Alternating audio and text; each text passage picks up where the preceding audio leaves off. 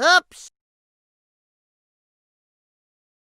I have a it made me mad moment as well to share. Hit me. This is good. So another fucking maintenance person told me that I have gained weight again. Another one. Who are these people? Oh, you look big, Julio.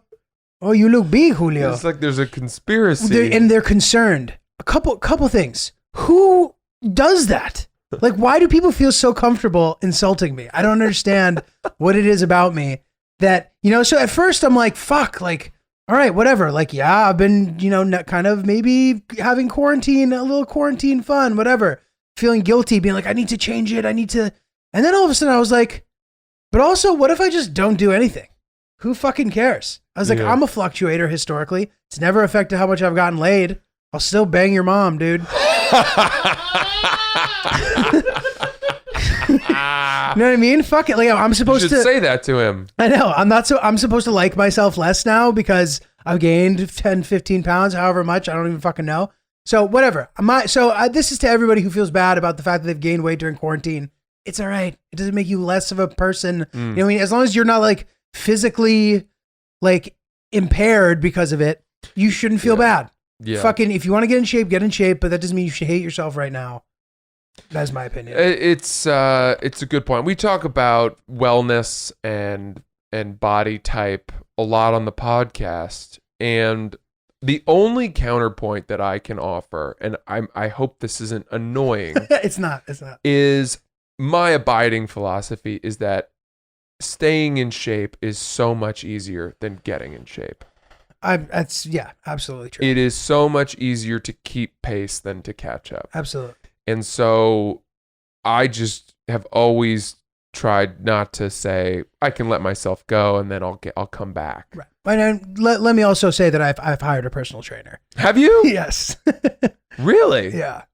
So, whatever. I'm saying what I'm saying. I still am interested in the prospect of getting back in shape, especially for when like our lives resume and like I have to be on camera and stuff, even though I know I have to be on camera here. But you know what I mean? You know what it is, dude, is New York City is a skinny city. Right.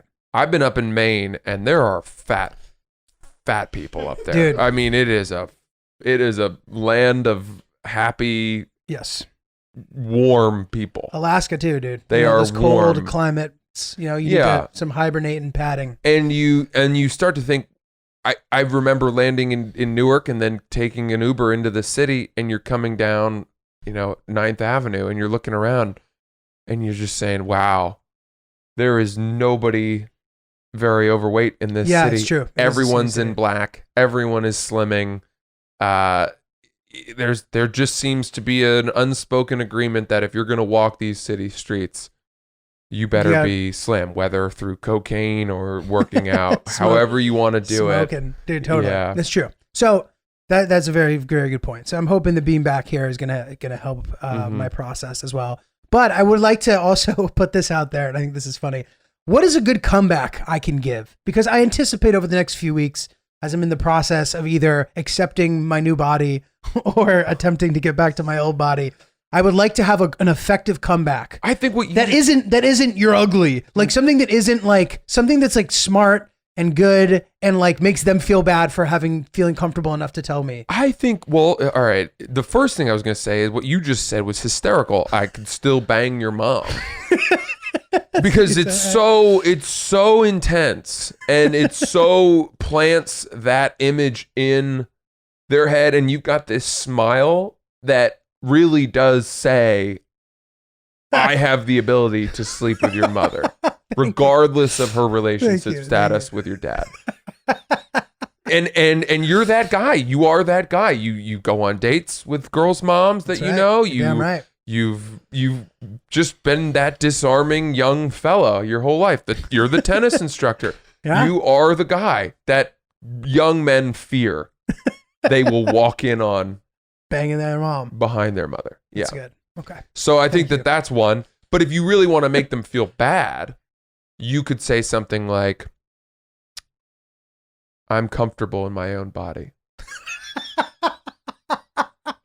Dude, that is so funny. The idea of, oh, Julio, you looking fat, Julio. And me going, I'm comfortable in my own body. That's such a funny moment. That's a wonderful. Immediately disarming, halt you in your tracks thing that is going to make that person feel like complete shit. I know. And I'm thinking about me doing that, right? I say, I'm comfortable in my own body. And they'll go, you're too comfortable in your own body, Julio. Well, if they double down, then, you know. I'll be like, touche. Then you got to go to Mina. No. That's who said it to me, Mina. Don't concede. Yeah, you're right. Don't concede. If he comes back with too comfortable, then you can say something.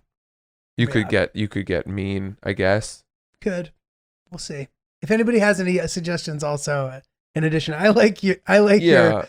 Dude, I'm going to try that. That's going to happen. And it's going to be really funny when it's one of my peers and I look at them very seriously and I'm just like, I'm comfortable in my own body. Yeah. It's like, it's almost like a video they show you how to deal with a situation at like orientation, fat shaming orientation. And there's actors and like everyone watching is like, that's ridiculous. That is funny. Dude, my mom told me that I was a very difficult child to raise. And I knew that. But she said her technique was that whenever I was having, bursting out of my own skin, or if I would say something that was crazy and hurtful as a child, her technique was to hold up a mirror, a proverbial mirror, and just say, this is how you are acting. This is how you look right now. And then once I saw myself and could reflect, instead of her being like, go to your room, you know what I mean? Right. She'd be like, this is what you said. Did you mean it? And immediately I would relent and feel horrible. No, by the proverbial mirror, you mean she literally would repeat to you what you just said? Yeah, or just say, like, this is how you're acting right now. This is how the world is seeing you. Reflect on it, and do you still want to go forward with this mission that you're on? Right. And I never would. It would stop me in my tracks. Right. That's good. And I think that that's a very good parenting technique. And so if you said to this groundskeeper, and he says, wow, Julio, you look fat. And you said something like, I've never thought that it helped people to comment on their body. Right. Something gentle. Right, holding the mirror up. And hold the mirror up to this guy with his weed whacker. Mm-hmm. Instead of being like, fuck you, you make minimum wage. Like, right. Saying something fucking rude. Because that, by the way, it all extends to internet trolls. I think this is the technique I've employed with dealing with them, like if people are like, right. you fuck you, you're not funny. And then I say something like, I'm doing my best. And I appreciate you following me anyway. I often say that. And then they're like, I'm actually a fan, dude. I'm sorry. I was just giving you a hard time. And then you can be like, well, fuck you now. Yeah. But they expect you to come back with anger, right. and then anger begets anger, and you're fanning flames, and nobody wins that way. Right. You're right, dude. Wow. So this is good. This is like a holy moment. Hey, thanks for watching that video, everybody. I hope you enjoyed it as much as we did. If you liked it, subscribe to our channel or check out some of these other great clips. Oops.